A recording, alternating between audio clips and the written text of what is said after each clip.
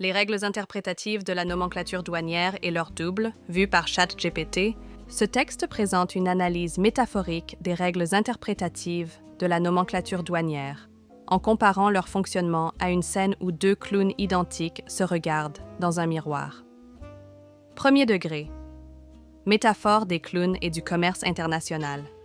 L'un des clowns est ivre, l'interprétation floue et biaisée des règles. L'autre imite ses gestes, les termes de la nomenclature. L'idée principale est que les règles douanières peuvent donner une illusion de clarté et de logique, alors qu'en réalité, elles ne sont que des réflexions imparfaites du langage commercial. Cela crée une confusion dans l'identification des marchandises, notamment en raison des multiples niveaux de classification, groupes, sous-groupes, marchandises analogues, etc. Deuxième problématique de la nomenclature douanière. Le texte critique l'absence d'un chemin clair vers la connaissance dans la nomenclature. Il évoque les difficultés d'interprétation dues aux différentes méthodes de classification. Unité taxonomique de Linné, classement biologique appliqué aux marchandises. Pouvoir imaginaire de Marc Guillaume, pouvoir imaginaire des marchandises. 2. Souligne que les règles peuvent être trompeuses et amener les utilisateurs à croire qu'elles sont un simple reflet des termes commerciaux. Troisième, présentation des 6 règles. À la fin du texte, l'auteur annonce l'existence de 6 règles permettant de structurer cette classification, qui seront probablement expliquées dans les pages suivantes. Conclusion. Le texte met en lumière la complexité et les pièges des règles de la nomenclature douanière, en utilisant une comparaison imagée pour montrer que ces règles peuvent induire en erreur ceux qui les appliquent. Il présente les 3 premières règles interprétatives de la nomenclature douanière qui servent à classifier les marchandises de manière logique et cohérence. Analyse des règles présentées. Règle numéro 1. Classification basée sur la désignation. L'identification des marchandises repose sur les termes des désignations. Cette règle ne prend pas en compte les hypothèses liées au nom commercial ou au groupe d'appartenance. Les unités de taxinomie ne sont pas obligatoires ici, ce qui signifie que seule la description littérale compte. Règle numéro 2. Cas des marchandises incomplètes et des produits composites, 2A. Une marchandise peut être classée comme complète même si elle est incomplète, à condition qu'elle possède ses caractéristiques essentielles. Le texte met en lumière les enjeux économiques et fiscaux liés à la classification des marchandises. Logique protectionniste. Le fait d'imposer des droits plus élevés sur les pièces détachées vise à décourager leur importation et l'achat de nouveaux produits.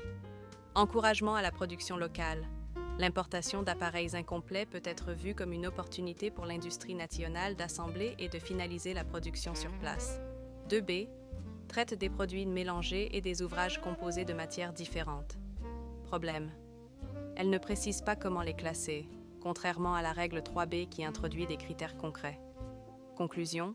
L'auteur suggère de supprimer cette règle, car elle ne définit pas un critère de classement. Règle numéro 3. Classement en cas de chevauchement entre plusieurs rubriques. 3A. Priorité à la désignation la plus spécifique. Une marchandise ayant une description plus précise et plus complète sera classée selon cette dernière.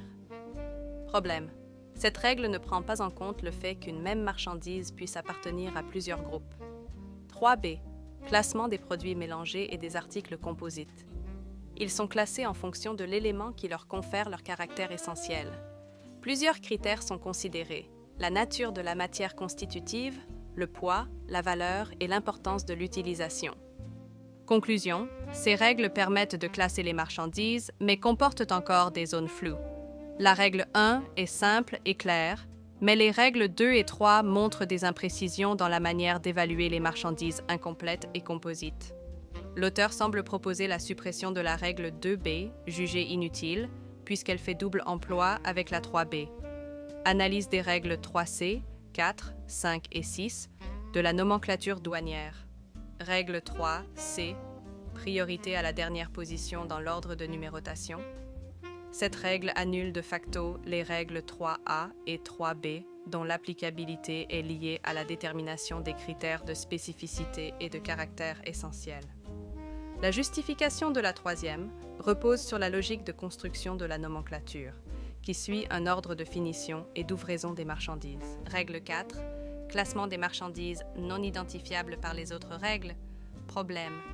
La définition de l'analogie n'est pas claire et laisse place à des interprétations subjectives. Règle 5. Classification des emballages. Elle stipule que les emballages doivent suivre les mêmes dispositions que les marchandises qu'ils contiennent, sauf quelques exceptions.